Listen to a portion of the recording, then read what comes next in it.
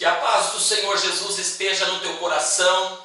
Eu estou aqui para gravar o 10º vídeo da série Precisamos de Profeta. E quando eu digo precisamos de profeta, eu vou colocar como tema o profeta que não se curva. O profeta não se curva. Vamos melhorar esse texto.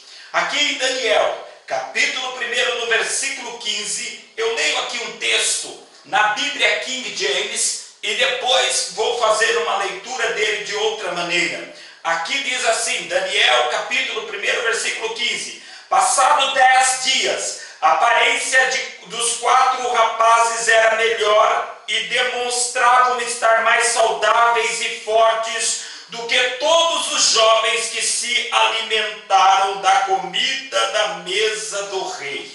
Nós sabemos muito bem, e aqui eu quero falar um pouco de Daniel, e eu coloco uma tradução da Bíblia americana que diz assim: E creio que por esta causa eles não se contaminaram com as finas iguarias do rei. Se você for analisar, por estarem mais saudáveis, por estarem se sentindo melhor, de aparência, de inteligência, de capacidade.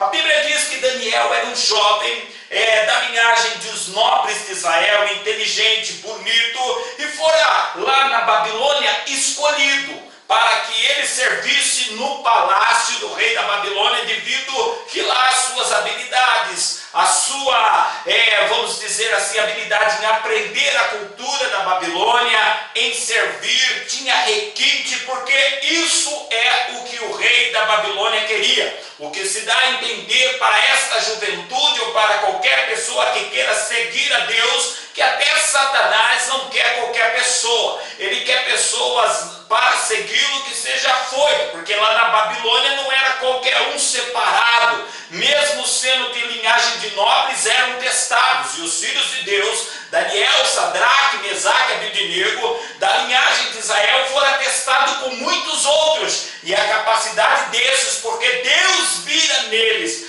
a habilidade para poderem ser permanentes, fiéis, resistentes lá. Então Deus disse: eu vou usar da vida desses aí. Quando você olha, Daniel estava distante da sua nação, estava distante da sua família. Se fosse nos dias de hoje, ele estaria distante da sua igreja. Olha que coisa interessante. Mas ele sempre se manteve próximo do Senhor, ele sempre fora perseguido. O profeta deparou com adversidades, e você, ministro, e você, ovelha de um corpo de Cristo, uma igreja, você vai se deparar com perseguições, pessoas sempre querendo causar procedimentos para ver se achava alguma falha no caráter de Daniel, e isso não fora possível. Então as alternativas dos súditos do diabo lá na Babilônia, dos satanistas da Babilônia, dos ímpios da Babilônia, foi criar, promulgar uma lei. E isso estamos falando de política, fazer uma lei que proibisse o culto ao Deus de Israel. Já que não pegava e não se provava questões morais,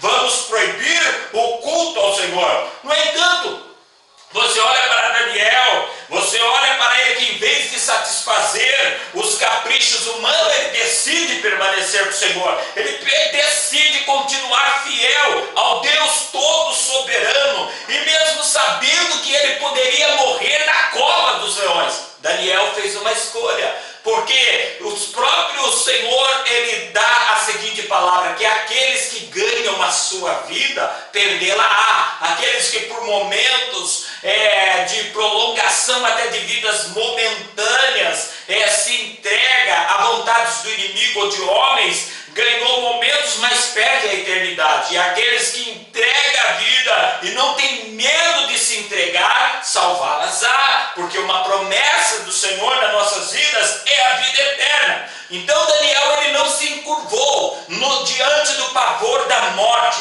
diante das ameaças. E eu gostaria que você soubesse que um profeta é assim, porque muitas horas nós vemos homens dizendo: eu sou um profeta de Deus, como profeta de Deus eu te dou a bênção, eu te abençoo. Mas quando se fala de repreender situações e chegar com educação e exortar para que mantenha, irmão, tem que deixar, porque senão as pessoas saem da igreja, outros, com aquelas velhas histórias que você sabe, pessoas que fazem negociatas, que não amam a vida em primeiro lugar e não querem resgatar as pessoas de uma morte, porque se estivermos deixando algo sem ser tratados, e vem um arrebatamento da igreja, se aquele problema foi visto, e se como ministros e membros entendemos que deveria ser tratado, e se nós não tratarmos aquilo que nós estamos vendo, por visão humana ou Espírito de Deus nos mostrando, e nós negligenciarmos, é a prova cabal, que se vier o arrebatamento,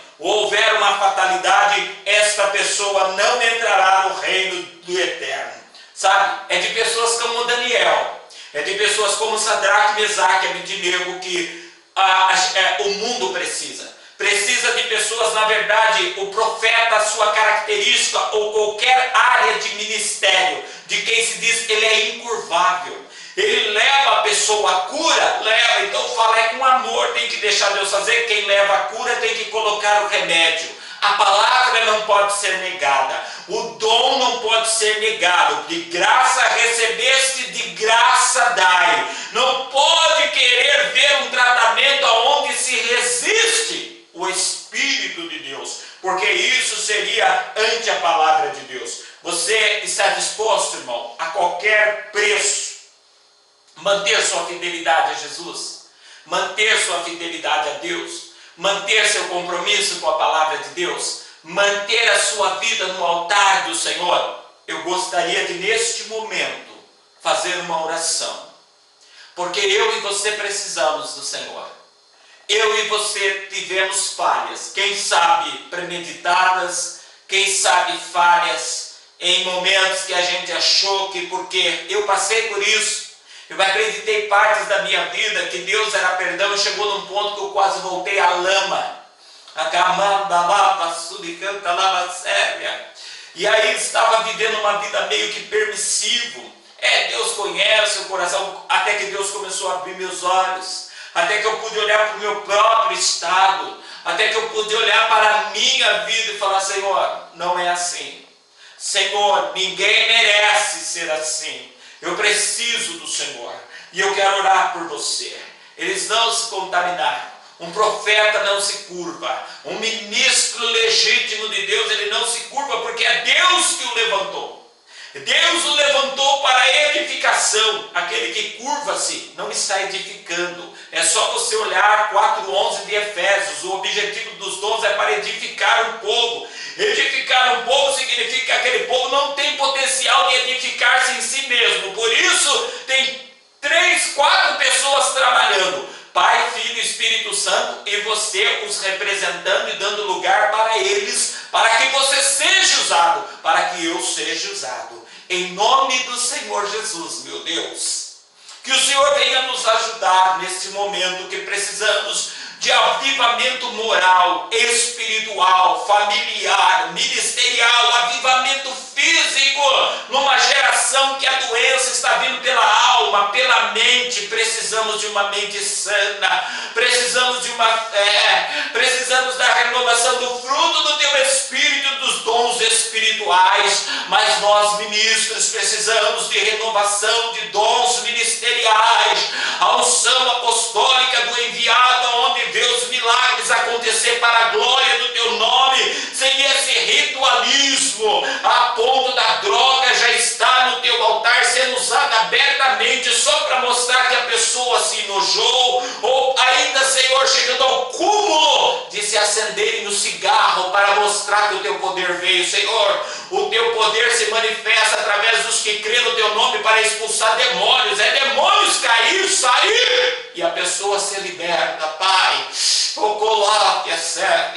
perdoa os nossos pecados, sara nossa terra, nosso coração, sara nosso entendimento, sara, meu Deus, a nossa visão, a nossa audição, o nosso olfato, a nossa fala, o nosso tato, Senhor. Os sentidos do nosso corpo não podem permanecer contaminados. A tua palavra diz: não ameis o mundo, nem o que no mundo há. Se alguém ama o mundo, cobiça, se satisfaz ou tem inveja, o amor do Pai não está nele. Ele. Oh, meu Deus, livra-nos da concupiscência da carne, dos olhos, da soberba da vida. Santifica teu povo, inclusive a minha vida, porque do teu povo fui escolhido para fazer parte. Em nome do Senhor Jesus. Fique em paz.